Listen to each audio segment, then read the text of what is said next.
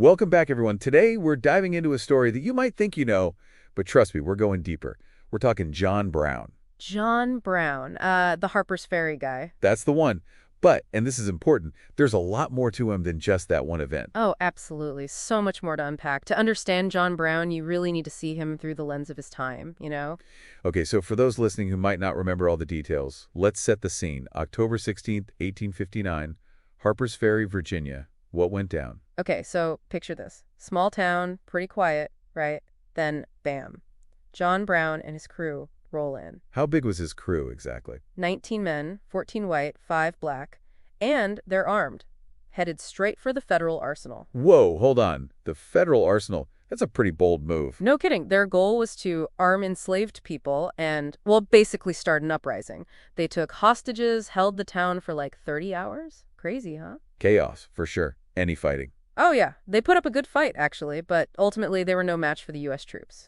And those troops were led by? Colonel Robert E. Lee. Yeah, that Robert E. Lee. Wow. So capture, trial, execution, that's the John Brown most people remember, but you're saying there's more to it. Way more. See, it's easy to focus on the violence, the raid, the whole dramatic end, but we got to remember the why. Why did John Brown do this? It all comes back to the horror of slavery, the brutality that was just accepted. This idea of retributive justice, that's got to be part of it, right? Exactly. It's this idea that when a wrong is so deeply ingrained, so awful, people are going to rise up to challenge it, even if it means resorting to violence. Like Sherman's March to the Sea, that was pretty brutal. Exactly. And for John Brown, slavery was that kind of wrong. He felt words weren't enough. Action was needed. Okay, so we've got this picture of John Brown as this radical, violent revolutionary. But I'm getting this sense there's another side to him. You got it. I mean, the guy was a successful wool dealer, a good neighbor, a family man, loved kids, animals, the whole 9 yards. It's hard to reconcile those two images, right? Totally. It's almost ironic that this seemingly ordinary dude was driven to such extremes. To understand that shift, we got to look at the stuff that shaped his worldview. So, Kansas, didn't he spend some time out there before Harper's Ferry? Yep, about 5 years before. And Kansas at that time was basically a war zone, pro-slavery versus anti-slavery. Violent, messy. And Brown. Oh, he was right in the thick of it. And get this, he actually won some pretty impressive battles against pro-slavery militias. No way. So he wasn't just talk, huh? Not at all. He was a skilled fighter, a leader. It almost makes you wonder if he saw Kansas as like a training ground for Harper's Ferry. That's fascinating. But this warrior spirit, this passion against slavery, did it just come out of nowhere? Not quite. There's a story, a really powerful one, about John Brown as a kid. He saw this enslaved boy being brutally beaten, and it stuck with her. That experience fueled his lifelong hatred of slavery. So this wasn't some abstract political issue for him, huh? Nope, this was personal, deeply personal. He was fighting against a system that had caused real, tangible pain. And to really dig into that fight, we've got to talk about Frederick Douglass. Ah, yes, Frederick Douglass, the abolitionist, the writer, the formerly enslaved man who had some interesting encounters with John Brown. Right, and their first meeting is super interesting. It happened about 12 years before Harper's Ferry, at Brown's house. Simple meal, simple setting, but Douglass said the air was thick with Brown's conviction. Sounds like Brown was the real deal. Oh, for sure. And their conversations, well, that's where Brown started revealing his plans, the plans that would eventually lead to Harper's Ferry. So Brown's got these plans swirling in his head, and he's sharing them with Douglass. But here's the thing. Both men wanted to end slavery, right? But they had totally different ideas about how to do it. Huge difference. Douglass was all about the power of words, persuasion. He'd escaped slavery, become this incredible speaker, writer. He knew how words could change minds. But Brown was more of a actions speak louder than words kind of guy, right? 100%.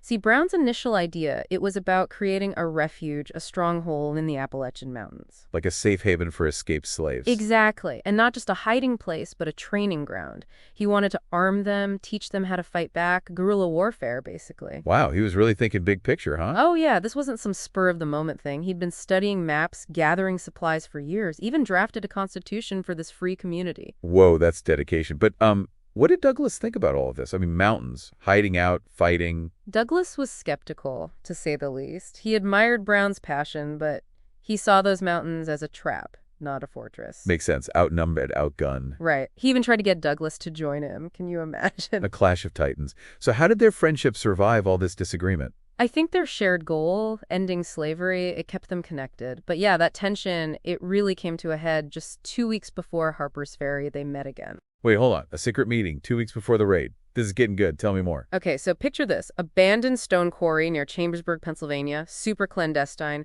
Brown brings his secretary and this young fugitive slave named Shields Green. Shields Green. I don't think I've heard that name before. He's a fascinating character, definitely worth looking into. But back to the meeting, Brown's got a new plan, forget the mountains. He's going after the federal arsenal at Harper's Ferry. Whoa, that's a huge shift from defense to offense. Why the change? Well, the goal is still the same. Arm the enslaved people, trigger a massive rebellion across the South. He just figured a direct attack would be more effective. And Douglas. Totally against it. He's like, dude, this is suicide. You're going to get everyone killed. He saw it as an act of war, and he was right. It's amazing how their different life experiences shape their perspectives, right? Douglas, having lived through the horrors of slavery, maybe he was more cautious, more realistic. Yeah, good point. And Brown, I think he was just driven by this burning urgency. But in the midst of all this, we've got Shields Green. His story is incredible. Okay, so who was this Shields Green? He'd escaped slavery, found refuge with Douglas in Rochester, New York. Freedom, finally. But when Brown asks him to join this crazy raid, He said yes. no hesitation. This guy could have stayed safe, enjoyed his freedom.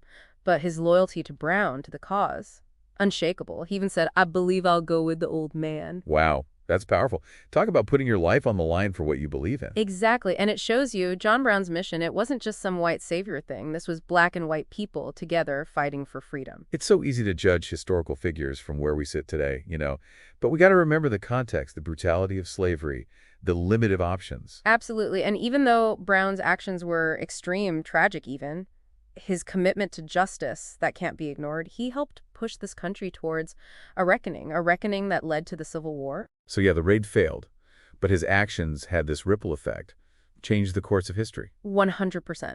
Some historians even argue that the raid itself was like a catalyst, speeding up the tensions between the North and South. His willingness to sacrifice, his defiance, it made people wake up to the injustice of slavery. It's amazing how John Brown, even though the raid failed, he really exposed the cracks in the whole pro-slavery system. It's true. I mean, the South was terrified after Harper's Ferry. It showed just how unstable things really were. And what's really interesting is that even during his trial, even facing execution, John Brown never backed down. He was defiant. Oh, absolutely. He didn't waver. He truly believed he was doing the right thing. And in a way, his execution, it just made his message stronger. It's like they thought they were silencing him, but it backfired, didn't it? Totally. It actually gave the abolitionist movement more fuel. Talk about unintended consequences. Do you think Brown knew that would happen? That his death would become this rallying cry? That's a tough one. Hard to say for sure. But his willingness to die for his beliefs, it speaks volumes. Yeah, I mean, he really put it all on the line. And, it's possible that the raid, even though it didn't achieve its immediate goal, it might have actually put the nation closer to the Civil War. So the big question, was John Brown a failure? Or did his actions, even though they were extreme, did they help bring about the end of slavery? It's a complicated question. On the surface, yeah, the raid was a failure. He didn't escape, he didn't free a ton of people, and he was executed.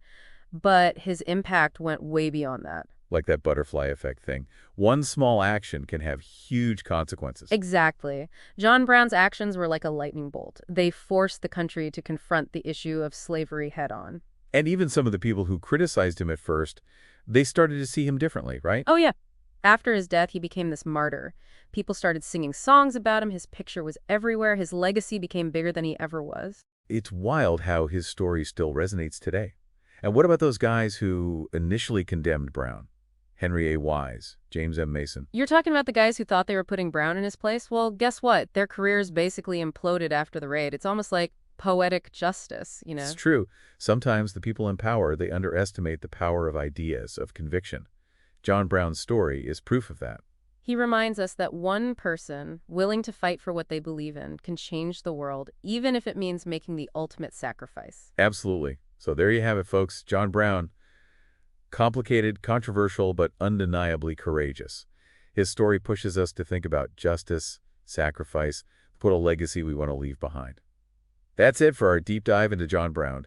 We hope you learned something new, maybe even challenged your own perspectives.